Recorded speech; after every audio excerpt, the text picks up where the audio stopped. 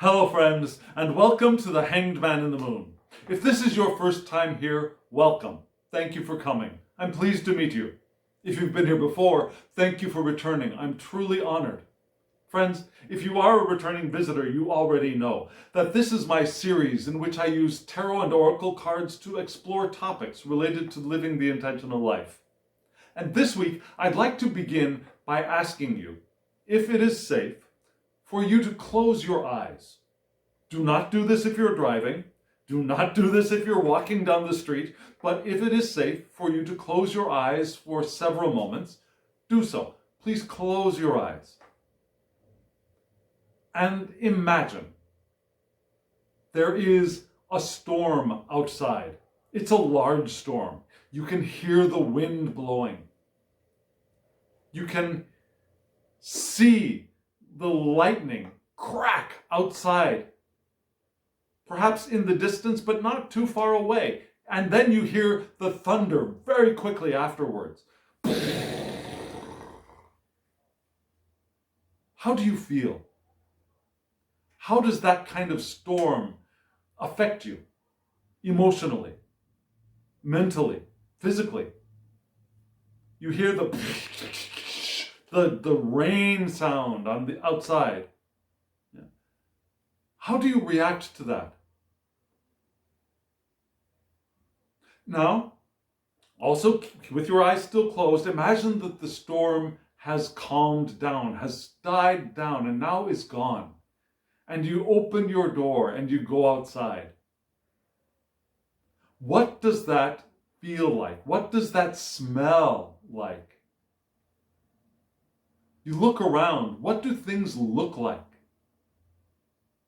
Now, can you smell the clean air, the vibrancy of everything around you?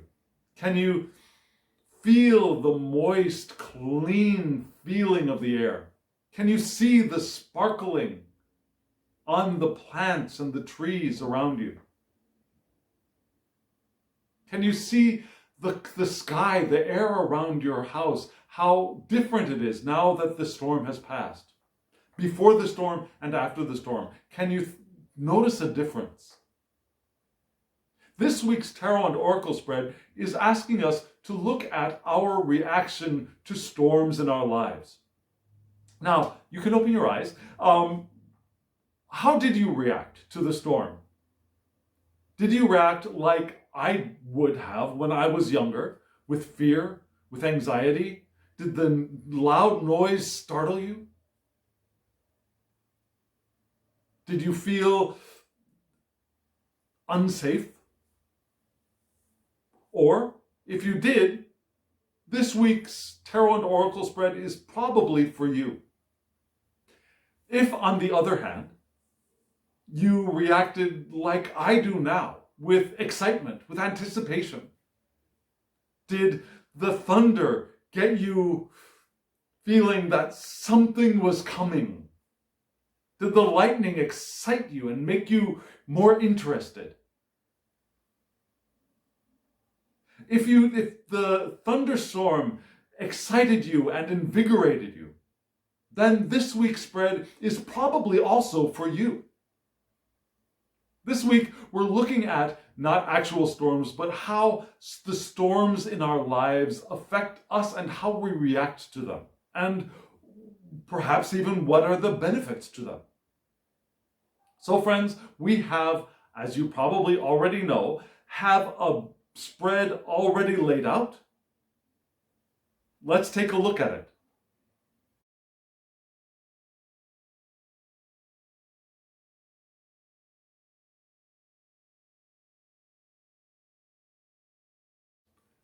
Friends, this is probably I think this is the last week we're going to see these cards. So I hope you enjoyed that gander you just got.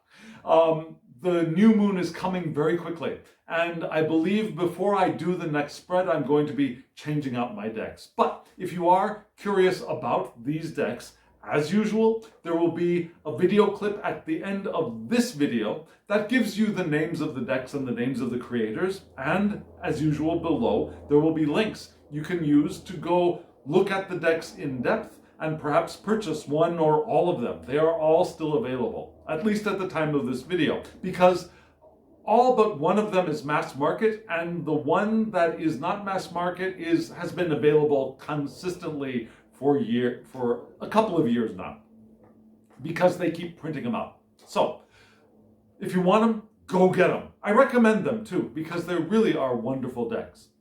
So you saw the spread. It's a gorgeous spread, is it not? And if you are new here, if this is your first time, let me give you a brief overview of what you just saw. There were 3 cards in the center, 3 oracle cards, which give us the main idea, the theme for this spread. And then after those 3 cards, if we think of them as a thesis statement, we had 4 sets of cards around them, like the body paragraphs of an essay. And each one of those sets of cards had one inquiry card, a card with a question on it. And each one of those questions was answered by 2 tarot cards, one from 2 different decks. So we're going to go through this spread in that order, from the thesis statement to the body paragraphs, and then we'll draw our own conclusions. So friends, you just saw the spread. Let's dive into the 3 thesis statement oracle cards.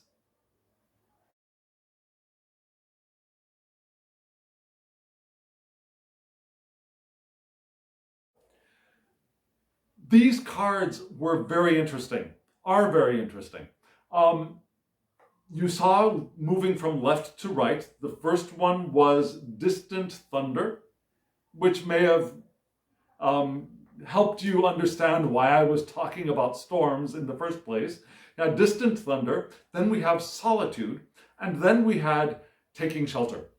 Now, I think that Solitude, that card, is the kernel, the main point of this 3-card spread. So we will save that one for last, because it responds to the 2 cards that flank it. So we'll start with Distant Thunder and move to Taking Shelter, and then hop back to Solitude. Does that make sense?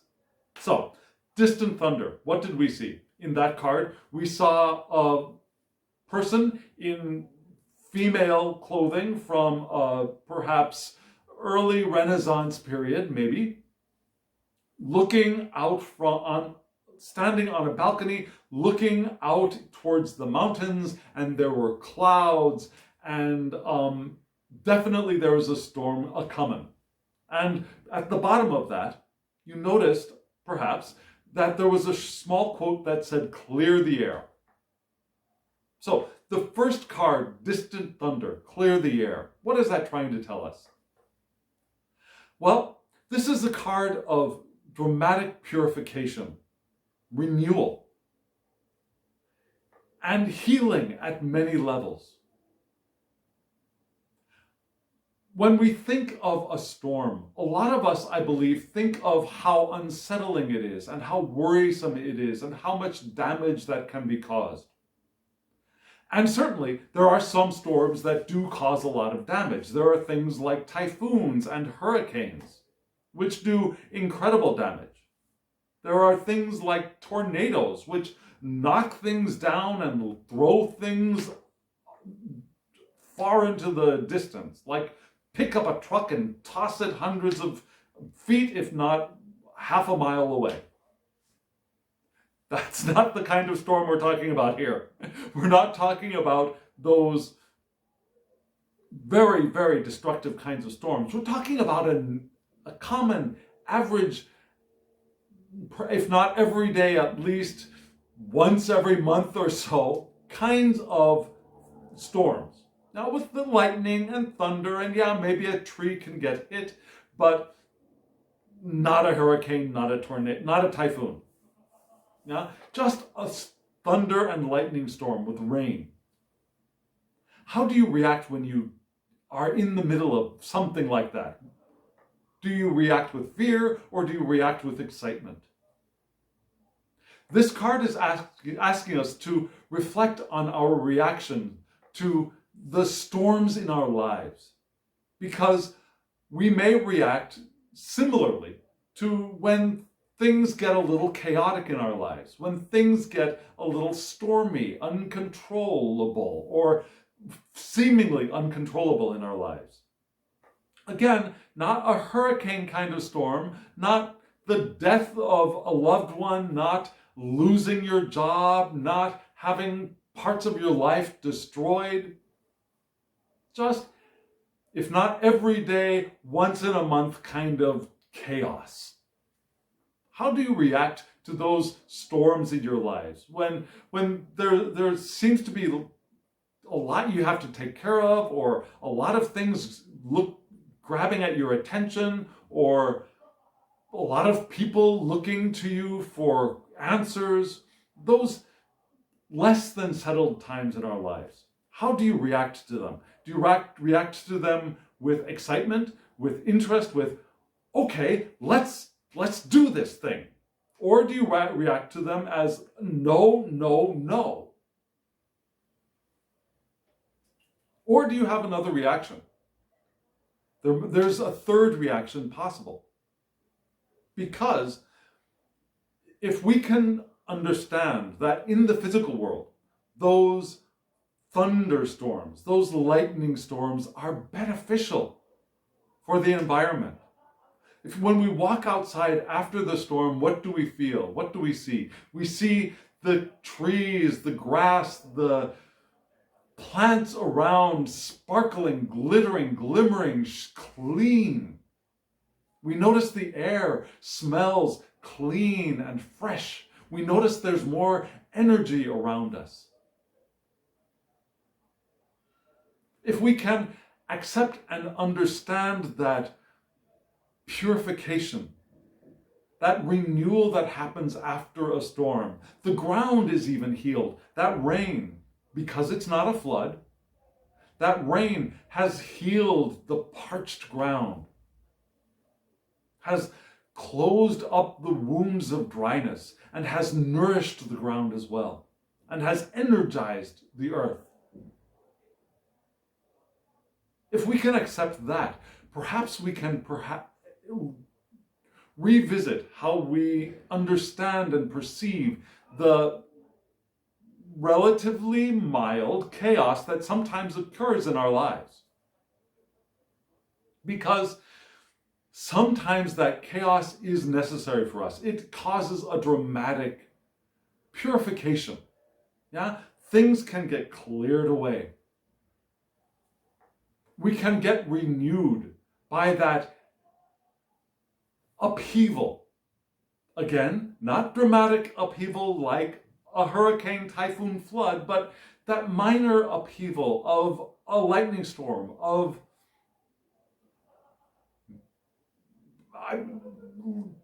having a lot of mail coming into us, or having a need to clear things out for us, for ourselves. Because storms clear away the dust from the air. Storms clear away the dust from the plants. Storms shake things up. And sometimes energetically, we want to have things shaken up. And that shake-up can allow things that are, or people who are, and events that have accumulated around us to fall away. The ones who are still with us and who are still beneficial for us, who are walking the path with us, they don't fall away. But there are people who gather like dust around us from time to time. They are no longer really nourishing us or walking with us, but we are moving with them in a kind of, just because they're there and we're used to them. And sometimes that upheaval can clear some of that away. Does that make sense to you? And it may feel chaotic. It may feel like you're not quite sure what is happening, or what's going to fall away, or what is going to be washed away, or what you're going to perceive that you are losing. But always know that if something is yours, is truly yours, you will not lose it. It's only the detritus that will be lost. And if we can be open to the change, if we can more than accept it, welcome the change. Acceptance is a very mediocre response. I accept you. That's a very mediocre response. Yeah? I accept that you are different. I accept this situation. I accept that this person is gone. That's a very mediocre response. I'm not going to resist it, but I don't like it. I accept it. This card is asking us to open to it, to open ourselves to the other and open ourselves to letting people leave, letting habits, routines leave, letting the dust wash away from us, wash off of us. Not just accepting it's the clearing out, but welcoming the clearing out. Welcoming the difference, welcoming the change. And those are very different responses. And if we can welcome and be open to the change, we can learn to declutter. And if you are a regular visitor here, you probably already know that I have the hoarder gene. Yeah, I save stuff. I save those twist ties on packages that I receive when I purchase things like a loaf of bread. I don't eat bread that much, but when I do, I save the twist tie. Yeah? I don't like throwing things away. I don't even like putting things in the recycling bin if I don't have to. I don't mean I just toss things away willy-nilly. I tend to like to hoard things, to save things. Who knows when this will be useful again? And I've had enough times when I've been rewarded with success by that I've got just the thing. That reinforces my hoarder tendencies. But I know that the hoarder tendencies are not good. And I want to learn to be able to let go of things that I have learned to let go of a lot more things than my grandmother and my mother before me. So this card is reminding us to be able to declutter our space in every aspect of our lives. Our physical space, yes, like I just mentioned, those twist ties. Save 2, get rid of the rest of them. Maybe 3, maybe 5, but still not 100, not 20. A few, and then get rid of the rest of them. Recycle what you can. When you can't, still declutter. And decluttering can also be preventing things that cause clutter from entering our space as well. If you have the option of not buying something that doesn't have the twist tie, for example, take the other option. Now there's a proactive decluttering that is also possible, right? It's also cleaning out our emotional space. Our emotional space gets a lot of clutter. We carry a lot of emotion with us from things past. And when it's past, we don't need to carry that emotion around any longer. Those irritations about the person who cut you off on the road, or the person who was rude to you at the coffee shop or at work, or the person who forgot your special day or forgot an appointment, or the person who looked at you funny or said something that you didn't like. All of those irritations we can declutter. The wounds that we have dealt with to the point where we are able to let go, this is the time to let go. We can clear out our emotional space. I just had an event which should definitely allow me to clear out a large portion of my emotional space. Yeah? And I haven't yet. It's something that happened just yesterday. A big problem that I've been carrying around was solved. And I feel like I know that I want to clear that out, and I haven't been able to quite yet. But I know that that's my next step. I'm opening myself to clearing that out and not repeating the problem over and over again. So clearing out our emotional space, and something that follows hard upon that is also clearing out our mental space. We worry about things. We repeat the same thoughts over and over and over in our head, and we can clear that clutter out. We replay tapes over and over and over in our heads that are oftentimes self-destructive. I'm not tall enough, I'm not pretty enough, I'm not thin enough, I'm not, all of those thoughts which trigger emotions, but all of those thoughts can be cleared out. They become and create clutter. We can clear out our mental space. We can also clear out our spiritual space. Now, we have a lot of spiritual baggage, and if you're watching this, you are probably a person who has a very developed spiritual life. And for those of us who have developed spiritual lives, that we've had a lot of spiritually based experiences, and a lot of spiritually based clutter has gathered around us. And we can allow that. We can welcome the clearing out of all of that. All of those beliefs that no longer serve us. Those understandings that no longer serve us. The experiences that we carry around sometimes as trophies, we can let that go. Those trophies are nothing more than baggage now. I am the one who had this experience. Well, no.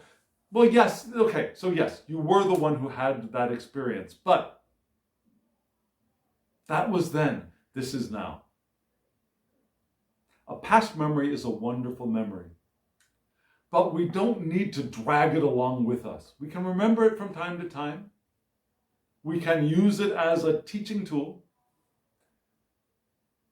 but we don't need to parade it around with us, if that makes sense. Can you understand the difference between that? There are some of us who bring out our spiritual trophies at the drop of a hat. And those trophies are baggage. We want to clear them out, along with the other stuff, the shadowy, darker,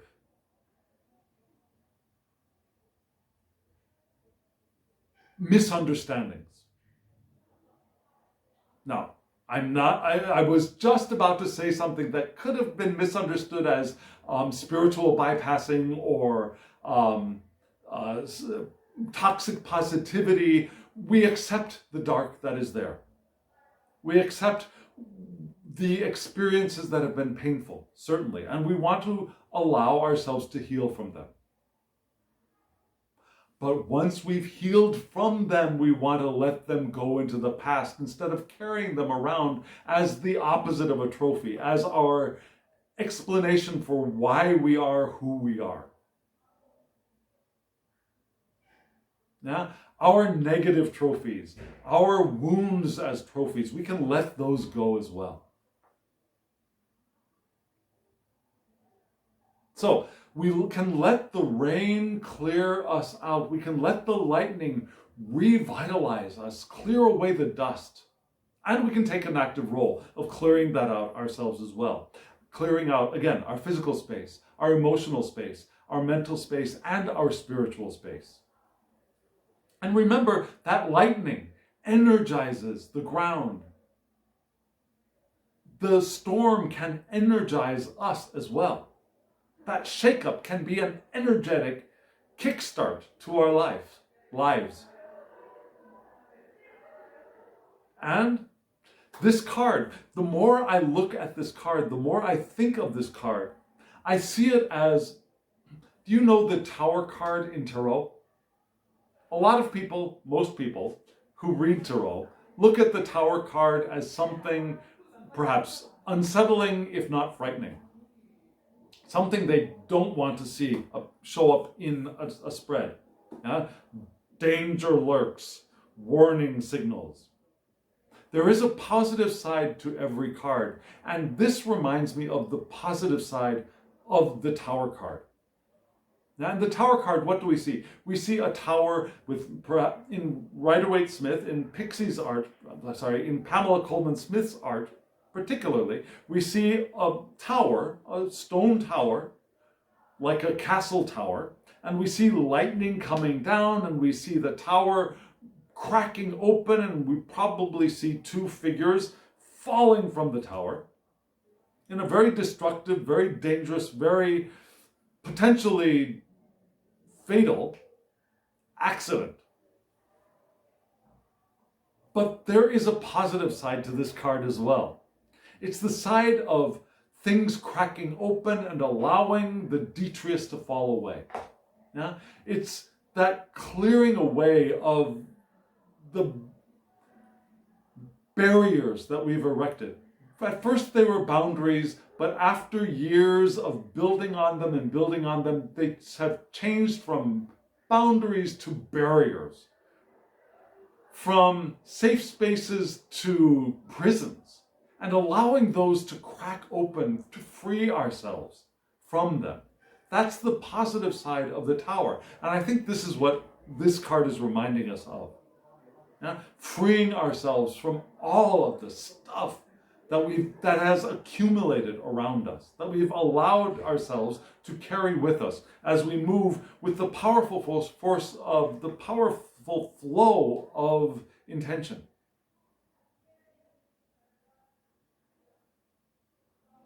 Welcome the storm. We can welcome the storm because we know we will be the better for it. But what do we do? What do we do? Some of us, when we see the storm coming, I think, rush out and start screaming at it. No, no, no, don't come, get away from me. Have you ever done that when you've seen a lightning storm coming? Have you ever rushed out and screamed and yelled at it to get away, to get back, and refused its presence? How effective do you think that is? Not so much, right? When the storm is coming, what do we naturally do? Well, first we make sure that the windows are closed, right? We make sure our space is secured as much as we can, and then we go inside. And that's what this card on the right is reminding us of, to take shelter. Take shelter in the storm. And in this card, we see a figure with a lantern, looking at the sky with perhaps clouds and maybe some lightning there, and we see the figure holding the lantern, but perhaps having found a safe space. And underneath it, what do we see? The answers are within. So, taking shelter. We take shelter. When the storm is coming, we take shelter. When we really feel our confidence, we might go out and dance in the rain. I do that too, but when there's lightning, I tend to 99% of the time go inside. There are those times when I've gone out in a lightning storm and enjoyed the rain anyhow, but generally we go inside. We take shelter. We go within to replenish and renew our inner resources. We can take this time of going inward as a benefit. Rather than railing at the storm, rather than being afraid of the storm, rather than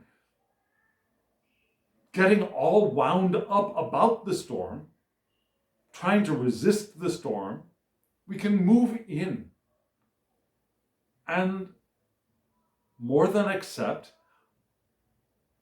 relish this chance to replenish our inner resources by going within and enjoying our inner space. Because our inner resources are really the only resources we have. We think of energy and resources being those things around us, the water, the electricity, the gas, the food, all those resources outside, but really, the real resource that we have is our inner resources. If those resources are gone, we're done. The most important resources are our inner resources. And having a chance, an opportunity to go within and replenish is a wonderful opportunity. It's a time for us to organize, to mend our personal spaces. And it could be our physical spaces as well. It could be our homes, but also our internal spaces. To mend what is there.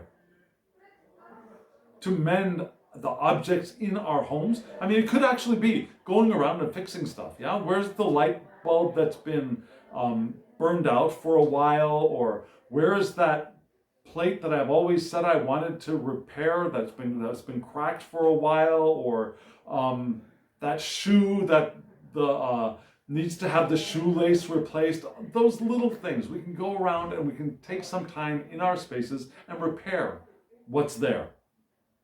And what we can't repair, we can decide to move out of our space. But it's also the inner space. We can repair what's here inside.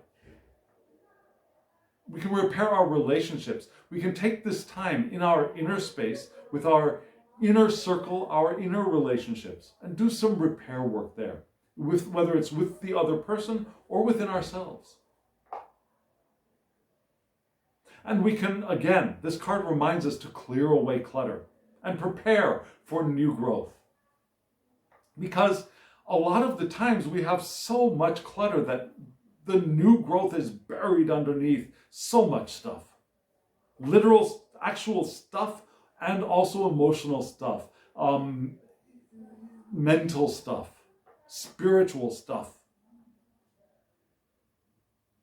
So we want to clear away the clutter. As the storm on the outside is clearing away our exteriors, our external space, we can clear away our internal space as well. And we can take care of our bodies and our health a little bit more. Yeah? We can take this moment of rest to take care of this stuff that we're co-creating.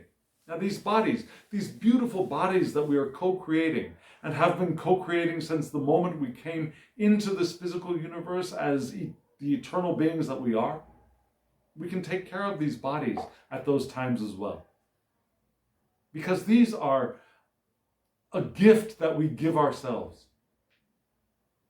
And we want to take care of them because they're wonderful. We're here in these bodies because we wanted to be. And we still want to be. And we want to be able to move through this physical universe as well as we possibly can. And each one of our bodies has different abilities. That's fine. That's beautiful. That's wonderful. We came in here into these bodies to have different experiences. There is the Olympic athlete, which is not my experience. And your experience is not my experience. But each one of our experiences is beautiful. Exactly as it should be. And still, we can do our best at taking care of this, whatever its state is. And we can prepare a base for the new spurt of energy. Yeah, we clear away space for the new growth, and we clear away the stuff for us to be able to take the next leap when the storm has passed. So, these times of retreat are not the retreat of an army giving up. They're the retreat of the hermit going within to incubate, to grow, to gather power, so that when the storm is past, we can emerge renewed, revitalized, and ready. cleared off, cleaned off, like those plants look after a thunderstorm.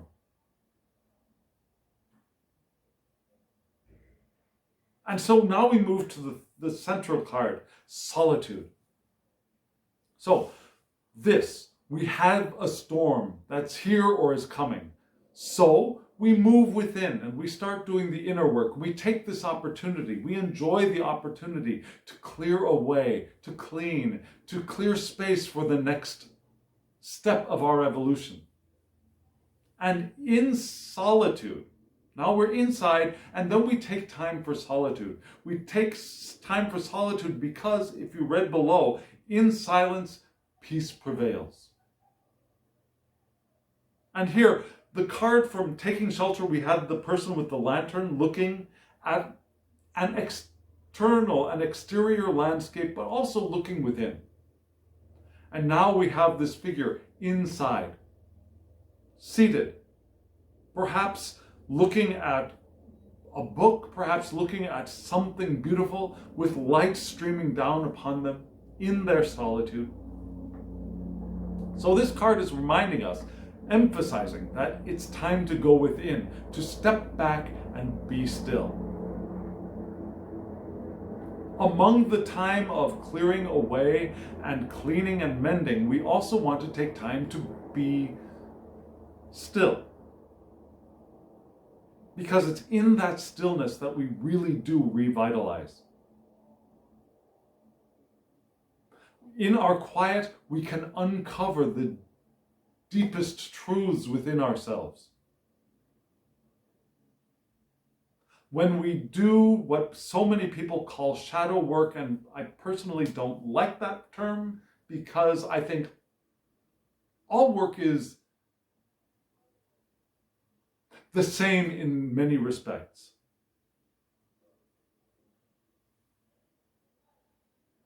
There are parts of myself that are less apparent, less visible. There are parts of myself that I tend to be uneasy when I look at them, Certainly, there is that. But rather than thinking of it as shadow work, what I like to think of it as is allowing work, allowing myself to perceive the fullness of who I am. There's nothing, it's not like somebody has turned off a light so that we're not able to see, or we have turned out a light so that we won't see. I think there's a different way of perceiving that, and I'm not expressing it clearly enough quite yet, but I think there's another way to envision, another paradigm for what we have been calling shadow work until this point. I think there's another way to perceive that kind of self-inspection, inventory. And I think this card is pointing to that. In quiet, in stillness, we can uncover the deepest truth within us. And that truth is hidden by nobody's action or for no nefarious purpose, but is hidden from us by our past experiences, by our fears, by our concerns, by our hurts, by our wounds. But if we allow ourselves to dive deep within that space, we can perceive the truth that lies within, because the wound is not the truth. The wound is the barrier. The fear is the barrier. We can dive within that barrier, within that fear, within that wound, to discover the truth that is there, because we were born perfect. And parts of our perfection have been hidden away, are less visible to us. They haven't been hidden away. They're less visible to us because there are things that have gotten in our way. And so this card is helping us to remember to dive within, to perceive the truth that is there, that we don't need to be afraid of. In solitude, the truth of self is revealed. We are able to integrate. We are able to self-actualize. And in terms of Maslow, we're able to individuate in the terms of Carl Jung. We're able to discover the fullness of self. And we can find serenity there. In the stillness, we find serenity. And it's not a boring serenity, it's a vital serenity. And we can find perspective there as well. Not being distracted by all the stuff that's happening outside of our house, and distracted by the stuff that is in our house. Within our own solitude, we can find perspective.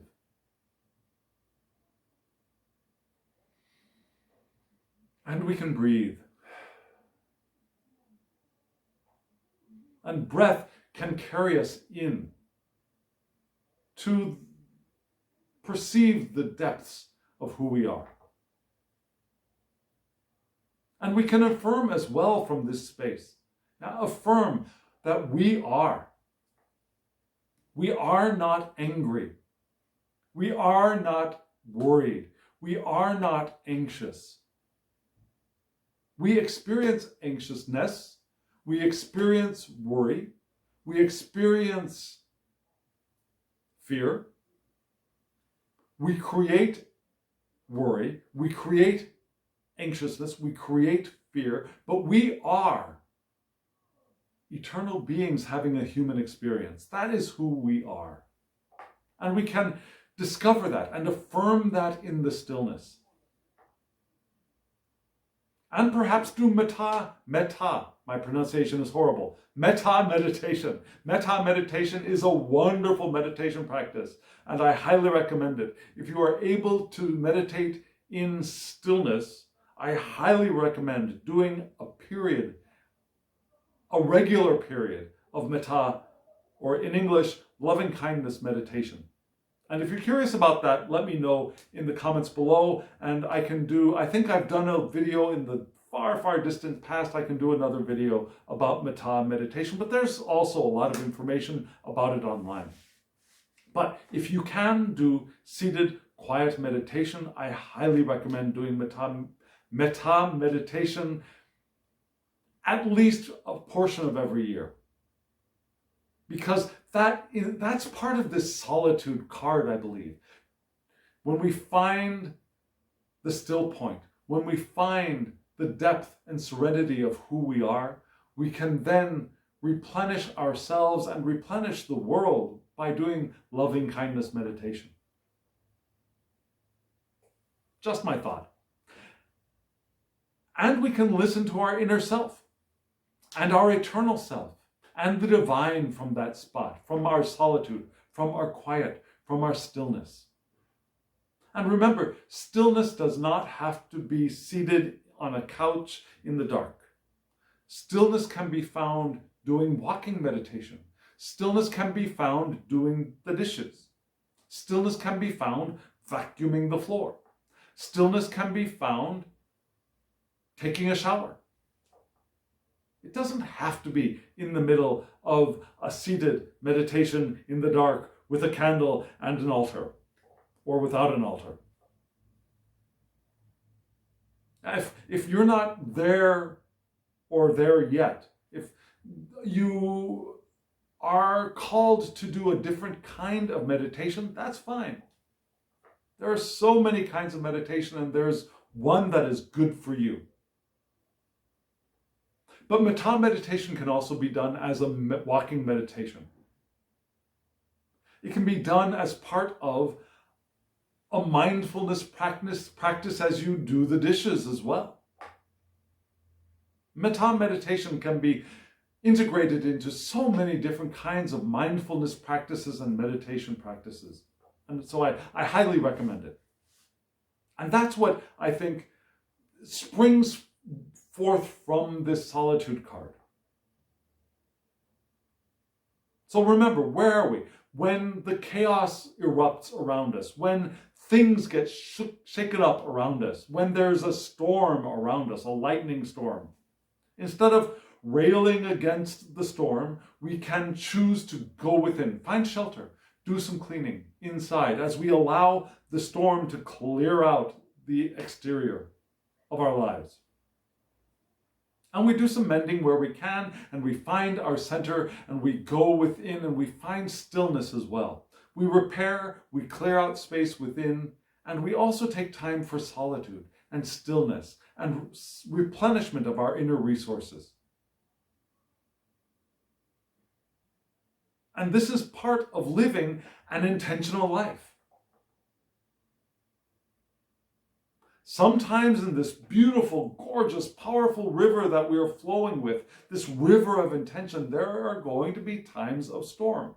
And we, more than accept those storms, we welcome the storms. We open to the storms. We open to the presence of the storms in our lives because they clear away the dust, the detritus. Does that make sense to you?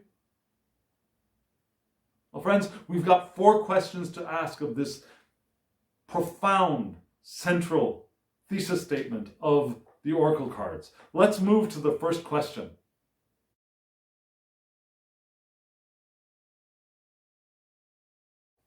The first question is, what am I curious about? And the answer to this question is curious. What did you see? You saw the 7 of Swords and the 4 of Pentacles. Interesting cards for what am I curious about? And when you saw the 7 of Swords, what did you think? What did you think of this person holding 5 swords over their shoulder as they seem to be running off to the left and leaving 2 behind? What did you think? Did you think this guy was... Now, in this deck, this person is very, very male looking. I'm not going to say masculine because we don't want to do masculine, feminine, but the body looks like a male body. And the body seems to be wearing the clothes of a male figure. And this figure is holding swords, running off to the left. What did that make you feel? What did you think when you saw that? This is very similar to Pamela Coleman Smith's art, right? In her art, the view is from a distance, from a greater distance. That's the word, from a greater distance. But it's basically the same thing. There's a person holding swords, running off in one direction, and there are tents in that card, and we get a broader perspective. But here it's zoomed in on the figure running off. And oftentimes this is considered the card of betrayal and getting away with something. Stealing. I don't think that's what we're curious about. I don't think that follows from the 3 cards we just looked at. So I think this card is here to be another aspect of the 7 of Swords, which is acting strategically. Yeah? Spontaneity, perhaps a little bit impulsive, but going our own way. Finding our own path, not following the path of everybody else, but taking our swords and going off on our own. And I think that's one thing that many of us are curious about. What is my path? As we live our lives intentionally, where is my current taking me? Where is my current taking me? And whose currents are moving in tandem with mine? But where is my current taking me? Where do I want to go? What is the path that I want to walk on? What do I want to do next? What is the next thing? And that's something that I think a lot of us are curious about a lot of the time. And this figure, behind this figure, you noticed a very stable looking Four of Pentacles. In this card, we see something actually very similar to the Rider-Waite-Smith deck, but also there are differences, right? Yeah. There is one disc above the head. There is one disc here at the chest level, but instead of two discs being underneath their feet, the other two discs are right there, here-ish, right? And we don't see the hands clutching any of these discs, any of these pentacles in this deck. So the idea of being a miser, of holding on to stuff, is a little relaxed, I believe, in this card. So instead of the miser card, the Scrooge card, the greedy person card, it could be the card of stable finances, stable resources, security, conservatism in the best sense of the word. Not conservatism. Particularly in modern political culture, the word conservatism is paired against liberalism. And we think of Republicans and Democrats in the United States. I'm not sure what parties there are in your part of the world, in your country, but we think of conservatives and liberals, and perhaps some people in the middle. Yeah? That's not the kind of conservatism we're talking about in this card. We're talking about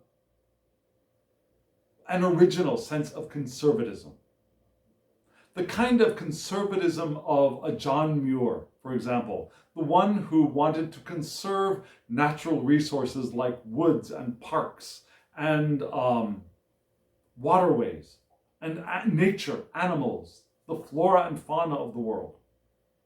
That kind of conservatism. The conservatism of trying to reverse the effects and restore the climate during this period of climate change. That's another kind of conservatism. Taking care of our resources, taking care of the environment, taking care of the people and things around us. That is also a kind of conservatism. And that's the kind of conservatism of the Four of Pentacles for me. Particularly in this question, as an answer to the question of what am I curious about? It's also the card of frugality, not being overly extravagant, not going off on a spending spree, for example, not letting the water run in the shower when I'm not in there at all. Yeah? Frugality, using our resources frugally. Not buying stuff that I know that I'm just going to throw away in a day or so. That kind of frugality. And I could be curious about that. And we see a pairing here, don't we now? We see the one guy, perhaps a little impulsive, a little bit spontaneous, wanting to go their own way. And then we see the other, let's call this one a guy too, a boy guy, a girl guy, a non-binary guy. This guy being the conservative one, the frugal one, the not going off on a wild ride one. And maybe I'm curious about the balance of this spectrum. And I'm curious about myself on this spectrum. Where am I? Am I able to balance both aspects of myself? And that might be something I would want to look into as I am in the middle of my solitude and doing my own clearing out. I'm curious about where am I going to go when the storm is over. I'm curious about what I should conserve inside of my sphere of influence. Because remember, we were just talking about clearing away the detritus. That doesn't mean throwing away everything. It doesn't mean starting from ground zero, clearing your house of every piece of furniture, every article of clothing, every speck of food, and starting from zero. That's not what we were talking about. Getting rid of this clutter. Getting rid of the stuff that is broken and doesn't serve us anymore. Repairing the stuff that we can and getting rid of the rest. That is total Four of Pentacles behavior. Clearing away space, clearing away the stuff that no longer serves, repairing that which can be repaired, being frugal with our resources and what we have in our lives, in the physical, in the emotional, in the mental and spiritual spheres. Does that make sense? So I'm curious about how I can do the conservation work and clearing out, and I'm curious about what's going to happen after the storm. That kind of makes sense after those three cards, after the thesis statement of this spread, doesn't it? I've got a friend flying around here. Did you see him? Way over there now. So, since my friend is allowing me now, let me move on to the second question.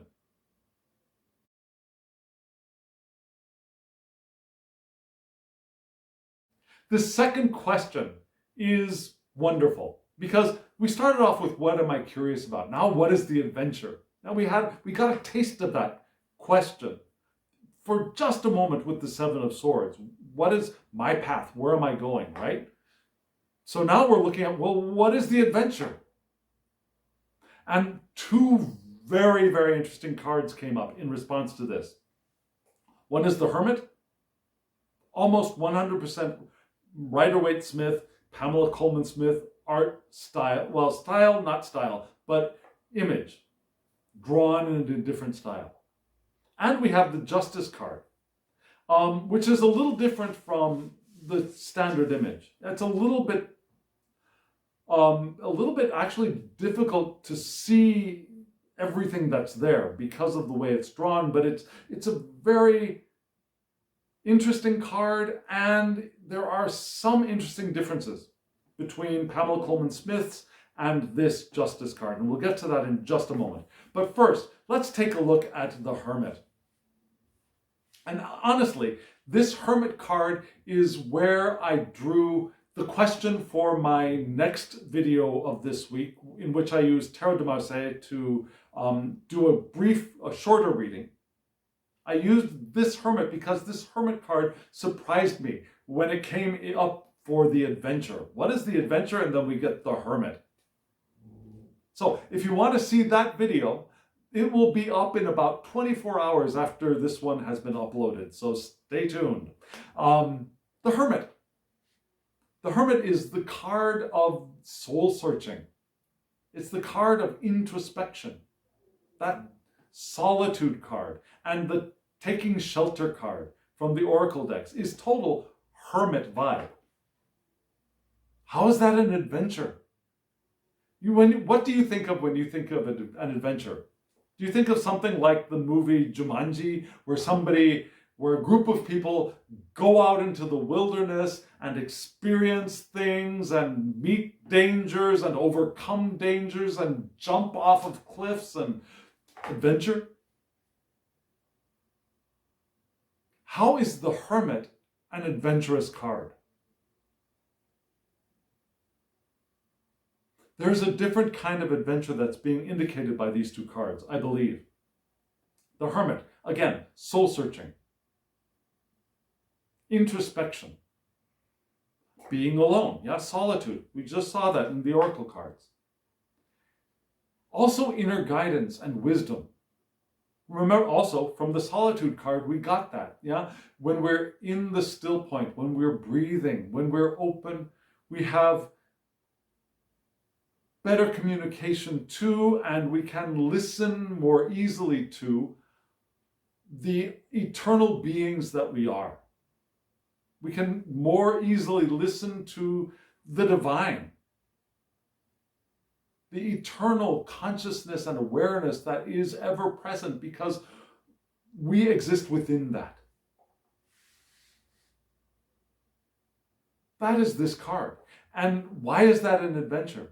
Well, It's an adventure in the same way that meditation can be an adventure. Does that make sense to you? Meditation is an adventure. It's the adventure of self-discovery. It's the adventure of finding out who we are and finding out all those things that are obstacles to us discovering who we are. Those fears, the wounds, the joys. Sometimes our joys stand in the way of our discovering who we are because we run up against this bright, shiny thing and we get totally distracted and immersed in it. The spiritual experiences can also stand in the way of our discovering the truth of who we are. You know, did that just shock you? Did I just rock your, well, not rock your world. Did I just make you say, what? The spiritual experiences can often stand in the way of our own self-discovery. Why? Because we get so enamored with them, enraptured by them. We get so distracted by them. And we lose ourselves in this experience. And we lose sight of where we were going in the first place. It's like when Dorothy enters the poppy fields, right? Yeah? Poppies will make her sleep, sleep, sleep. Yeah, she enters the poppy fields and she falls asleep with this drug. And a lot of our spiritual experiences can also be a drug, can be a distracting drug from discovering the truth of who we are. Now, they can also boost our ego, right? We can develop a spiritual ego as well, which becomes another barrier for our discovering the truth of who we are. So really, self-discovery is an adventure that is fraught with obstacles and distractions and dangers. I would say perhaps even more dangerous than an actual physical danger, because when we meet physical danger, we either overcome it or we succumb to it, and perhaps we leave this body and we start all over again. When we encounter a danger within, we can actually stop and become on the verge of stagnation. When we meet a physical danger like a tiger, there's no stagnation. We either escape or we don't, and then we either live our lives and go on past the tiger, or we pop out of our bodies and go find another one. But when we meet an inner danger, we can freeze. We can become stagnant. And stagnant is tantamount to death. So in a sense, our inner obstacle course might be more dangerous than a Jumanji movie. If you haven't seen Jumanji, let me think of another possibility. Lord of the Rings, or one of the Marvel movies. Yeah? Probably you've seen one of those. Can be more dangerous than one of those movies, or the more dangerous than the experience of the characters in one of those movies. So the adventure, we turn within and we take the journey within to discover who we are, to discover ourselves, which is enlightenment. And the next answer to that is justice. How is justice an adventure? Well, I think the justice card tempers the Hermit card, because we want to do the work of the Hermit in balance. Yeah, the justice card is justice, of course. Yeah, it's the justice out in the world, certainly. The justice of courts, but also just interaction, social justice. All of those wonderful things. But it's also truth. Now the Hermit is looking for the truth. So the Justice card reminds us to look for truth, to discover the cause of the cause and effect relationship.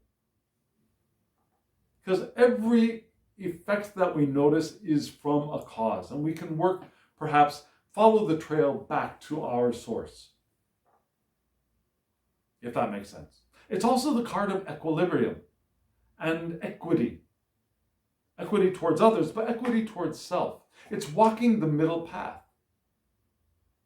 As the Buddha, before enlightenment, discovered.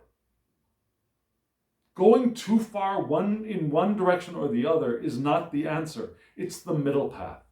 And sometimes the hermit can veer off can become excessively hermity, go into excessive solitude. This Justice card is reminding us to, as we do the work of the hermit, walk the middle path, in fairness to ourselves and others. To be in the world, in our solitude, in balance. That's the adventure. Not to veer too far off one way or the other way as we move in the direction of self-realization, integration,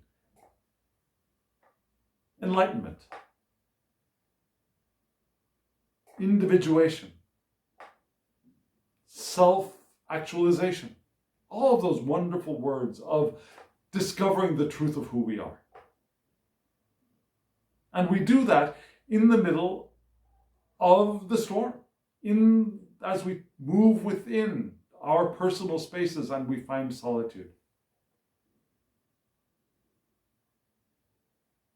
Let's look at the third question.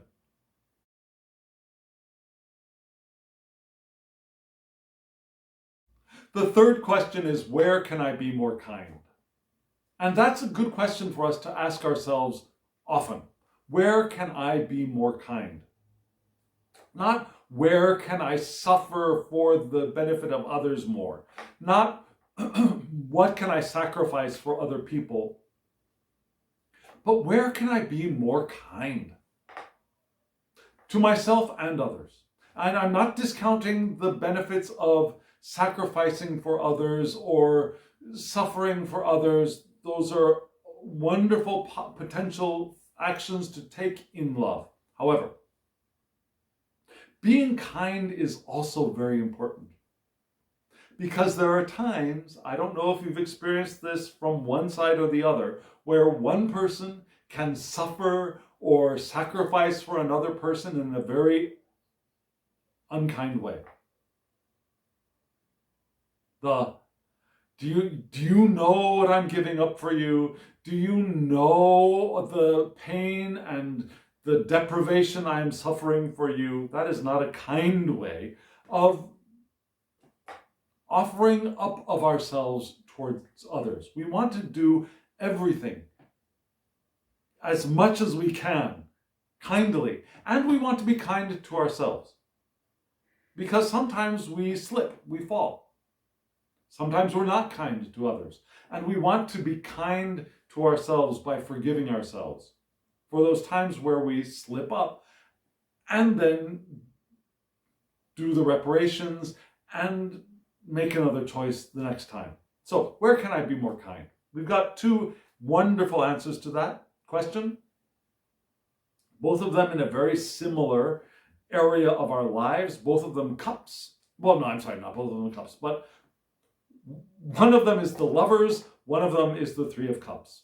Both of them in the love area of the deck, yeah? The Lovers. This card we have two very voluptuous people, right? Two very voluptuous people in a loving embrace, with depth of love shining out of each other's eyes, with the lilies of harmony, the lilies of love and passion, perhaps sex, those wonderful lilies. And so this is a card of love. It's a card of harmony and relationships, partnership. Now, the lovers can also mean something else, perhaps more from the Tarot de Marseille, from an older tradition, but in the Rider-Waite-Smith deck system, and in this card, one of the meanings is love, it's harmony, it's partnership, it's also values and alignment. And it also carries forward, I believe, from the older tradition of making choices, choosing this over that, and our commitment to our choices. So where can I be more kind? Well, first off, I can be more kind in my intimate relationships, in my loving relationships. I can be more kind with my partnerships. I can be more kind to myself by paying more attention to how aligned I am. Now, eternal self, physically manifesting self, ego self, all of those aspects of self can be in alignment or in misalignment. And we move more powerfully, more easily with our flow of intention when we are in alignment and open. So we want to be more kind to ourselves by checking in with our alignment. And when we get out of alignment, instead of beating ourselves up, doing the work or the process or whatever we need to do or want to do to move ourselves back into alignment so that we can move forward in balance, in harmony, in love, in joy, in well-being, and in awareness. So we can be more more kind in our loving relationships with others and in our loving relationship with self. And we can be more kind in our choices. How can we be kind in our choices? Does that mean I'm going to choose something to make you happy? No, that's not what it means. Our choices should not be determined by what others want us to choose. Our choices should not be determined solely by what will make the other happy. We can take it into account, certainly. We can take others' preferences, desires, lives into account as we make our decisions, as we make our choices, of course.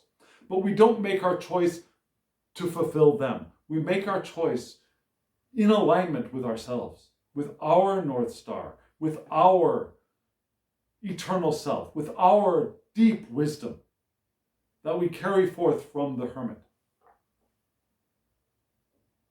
And the kind choice is the choice that is in alignment with ourselves and with our sense of direction, with our North Star. That is the kind choice. The unkind choice is the choice of a lie. The choice of, I'm doing this, I don't want to do it, but I'm doing it for you. That is an unkind choice to myself and to you. I'm making this choice because I know I'm expected to make this choice. It's an unkind choice to myself and to you. Because it's untrue. It is not the justice card. So I can be more kind in my choices as well. And you'll notice that right next to the Lover's card was the Three of Cups card, another emotional, loving card. But instead of being a loving relationship of sexuality, of marriage, of that kind of partnership. And that partnership could be with a non-human as well, right? Could be with one of our pets as well. But that intimate one-on-one relationship. The Three of Cups is something a little bit broader, a little bit softer, maybe a little bit more diverse. And we want to be more kind in those kinds of relationships as well. Yeah. Now, for some people, the Three of Cups is a card of celebration, merriment, jubilee, joy. Now we see three people there holding up their cups, looking like they're giving a toast of some kind, a celebration. Not the celebration of the Four of Wands, but the celebration of sharing space with one another. The celebration of interaction, the celebration of community.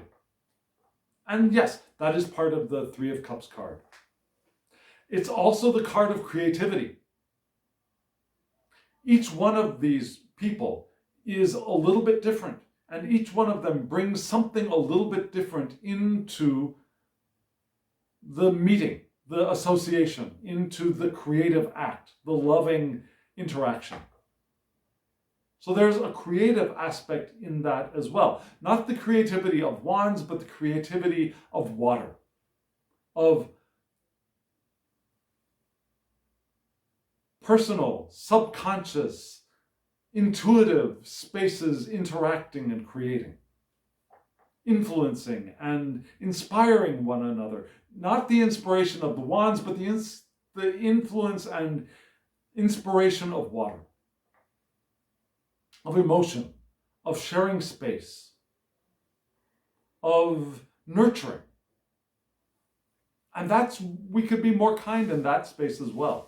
We can be more kind in our creative interactions, of not having to be the wands, not having to be the creator of fire, but can be the creator with water, a kinder, gentler creativity.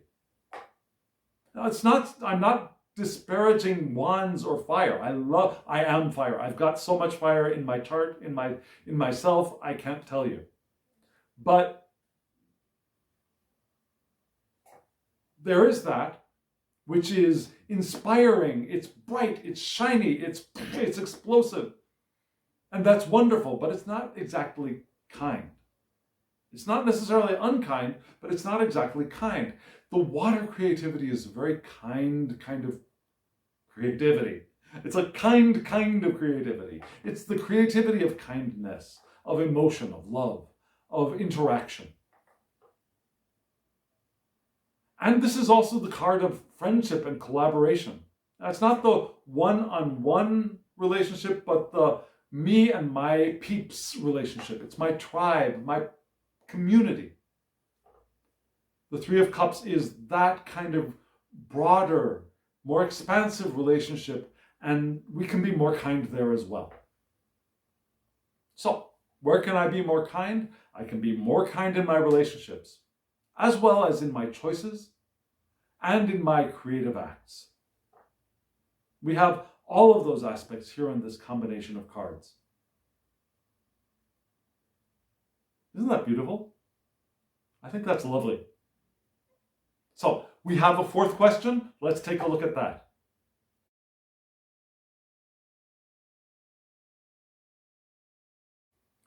This fourth question is wonderful, especially given this spread. What can I simplify, right? How did we get here? So we started off with three cards. There's a storm of ruin. Yeah? The storm is something that we can not only accept, but welcome and appreciate, because it's going to do the work of energizing, of healing, of clearing away and cleaning for us. And once we've got our space a little bit secure, we go inside and we go in, take shelter, and we do the work inside. Now we mend what can be mended, we clear away our inner space, we let go of stuff that can be let go of, things that we can fix, we fix, and we take care of ourselves. And we incubate. We clear away space for the new to emerge, for our rebirth, our revitalization. And as we do that, we also find space within that for solitude and stillness and discovering who we are. And taking the inner journey. Because it's when we go and when we follow the inner journey as well as the outer journey. When we move in to discover who we are, we become so much more powerful as creators, co-creators, following the powerful flow of intention. And we affirm who we are and that we are powerful and that we are here as eternal beings having a human experience. And we can hear the truth of the fullness of ourselves, the truth from the eternal beings that we are, from the divine within which we exist. All of that we can hear and perceive so much more clearly. And then we had the first question, what am I curious about? I'm curious about where I'm going, what I'm going to be experiencing in the future, what is my path, but I'm also curious about balancing my personal space, my resources, using my resources frugally, conserving what I have. But what's the adventure? So I'm curious about that. What is the adventure? Where am I going to be heading? I'm still curious about that part, about that Seven of Swords. And the adventure really is not the adventure of moving out right now. The adventure is moving in and discovering who I am. And doing so with balance. Yeah? Looking for the truth, but also walking the middle path. Not going too far into solitude, not going too far away from it either, but walking the middle path, engaging and solitude as well. So where can I be more kind? And I can be more kind in my relationships. In my choices, and in my creation with those around me, in my co-creation. So what can I simplify? What can I simplify? And that was part of that first set of 3 cards, right? As we shelter within, we simplify, we clear out. And the 2 things we can simplify are very interesting answers. The 9 of Swords and the 8 of Pentacles. Now, if you look at this 9 of Swords, it's a confusing card for me in this deck. Because it is the 9. If you counted them, there are 9 swords there. But we see 2 hands bound up, right? Which to me is very reminiscent of the 8 of Swords in Pamela Coleman Smith's art.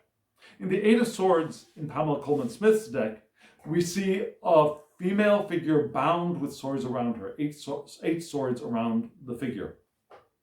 But a bound figure, which is what this reminds me of, the bound hands, which is the idea that thoughts constrict us, bind us, our fears, our anxieties, tie us down, restrict our movement. The 9 of Swords, on the other hand, is the anxiety card, the worry card, the fear card. And usually it's a figure lying in a bed with 9 swords above them, and the person looks like they've woken up from a very, very bad dream. And again, anxiety, worry, fear, depression. So, well, perhaps we can simplify that. Perhaps we can simplify that. Perhaps we can simplify. And I just realized I made a mistake. Okay, just a moment. I will get to my mistake at the end of this. But first, the 9 of Swords. We can simplify our anxiety. We can simplify what we are worried about. We can make the choice to let that go.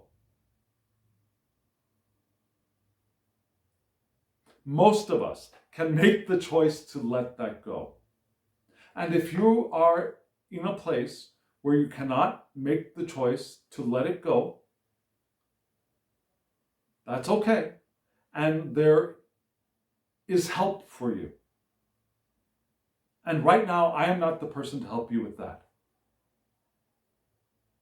There is help. And I pray and love you in the direction of seeking out that help. But for most of us, we have the choice of simplifying our worries. We have the choice of simplifying our anxieties. We have the choice of learning a new response to situations, learning different ways of reacting to those sparks of anxiety and worry and fear and depression. Not clinical depression. That's something else. Not clinical anxiety disorder. That is something else. Right now we're speaking of daily anxieties. Daily, not necessarily daily, but light and situationally based moments of depression. Something happens, we get very upset, and we become lethargic because we're so upset. Not lethargic like we can't get out of bed for a week, but lethargic like I don't really want to do anything. It's just been a horrible day. I need to take a break. That kind of mild depressive state, not clinical depression. So we can simplify that though. There we have choices. We have possibilities. There are things we can do for ourselves. Most of us can do for ourselves.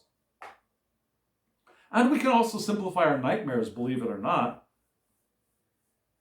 Part of being able to simplify our nightmares is, I believe, meditation.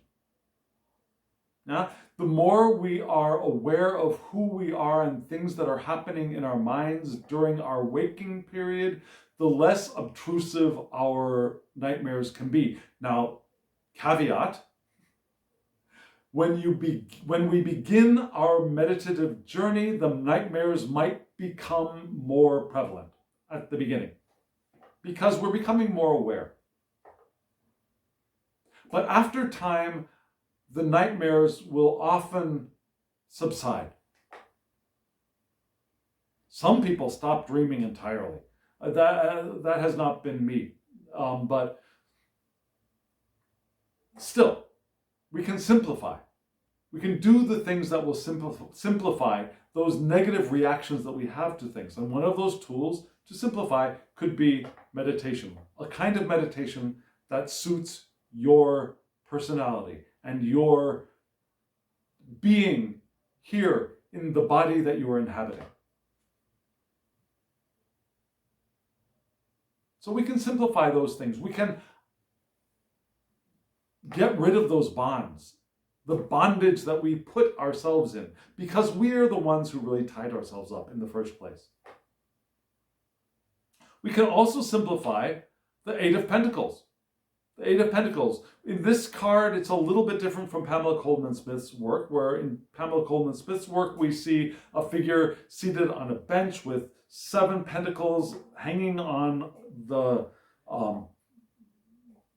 door frame of a building, and they're on a workbench and they're working on an 8th pentacle, and it's the card of repetitive tasks, of skill development, of mastery of skills, of natural talents and abilities in a craft, of daily work, of routines.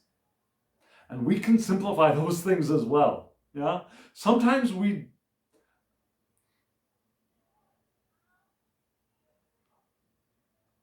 doing the work of an artisan, of any kind of thing that we want to develop. It could be anything. It could be learning to play an instrument. It could be learning to type. It could be using a program or a group of programs on a computer. It could be learning to sing or dance. It could be painting. It could be cooking. It could be any number of things. It could be studying. Yeah? There's an understanding that it takes about 10,000 hours of doing that thing to achieve mastery, whatever it is. So, doing the repetitive tasks to learn whatever it is we want to learn, reading tarot cards, reading oracle cards, is part of the Eight of Pentacles. And this answer to what can I simplify is not an answer to, well, then don't do that anymore. Stop doing the daily tasks. Stop practicing the art you want to practice. Stop practicing the trade you want to practice. Stop learning. That's not what it's saying at all. It's saying to simplify it, streamline it. Instead of doing a lot of different things, focus. Because part of simplifying is focus, I believe. So, I want to learn the piano, and I need to do my daily practice, my daily exercises, whether it's, depending on your level, it could be chopsticks, it could just be playing chords, it could be a repetitive practice song. Whatever your level and your style of practicing your thing is, do that. But focus on perhaps one or two things rather than scattering our attention over too broad of a spectrum of stuff. Just as we scatter our attention on a broad spectrum of thinking, which causes anxieties and worries in a lot of cases, we can simplify our mind, our thought processes, as well as simplifying our daily tasks. Does that make sense? And that's part of that taking shelter and solitude card as a response to the storm, the distant thunder card.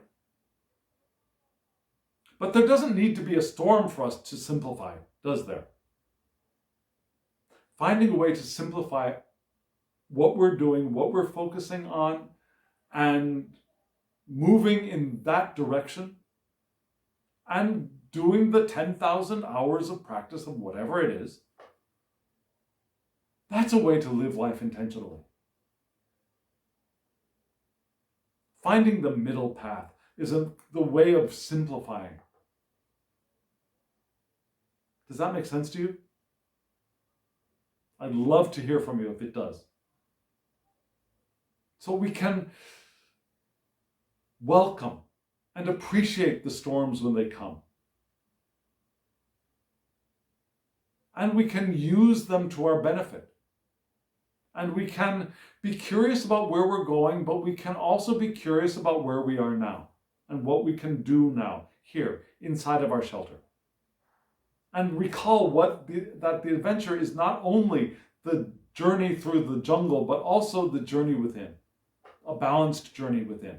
And we can be more kind as we are here with each other and with ourselves. And we can simplify. We can simplify our space, we can simplify our head space, and we can simplify the tasks that we're doing, the busy work that we're doing.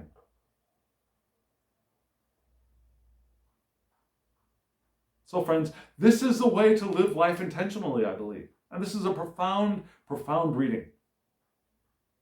So friends, if you're still with me, hit that like button so that I know that you're still here and that this has had some kind of an effect on you. And remembering that you're hitting that like button helps the channel. Subscribe if you haven't subscribed. Hit the alarm bell so you get notifications of when I upload videos. I do at least 2 a week. And share this around. If you know somebody who might appreciate this, share it with them. Share it on another platform if you feel called to. And comment below. I would love to hear from you. And remember, I said I made a mistake earlier on.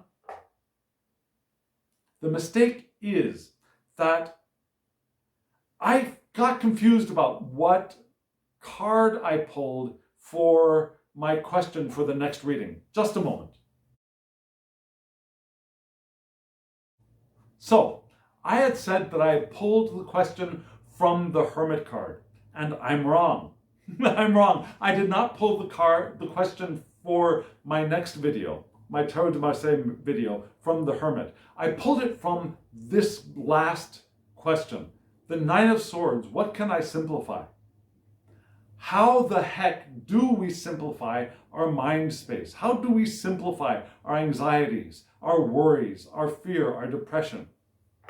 When they're not clinical, when they're not to the point where we need to get help from outside, and perhaps even chemical help in the form of prescriptions or some other kind of therapeutic intervention. When it's not that kind of anxiety, depression. When it's another kind of depression, and those exist. How do we simplify that?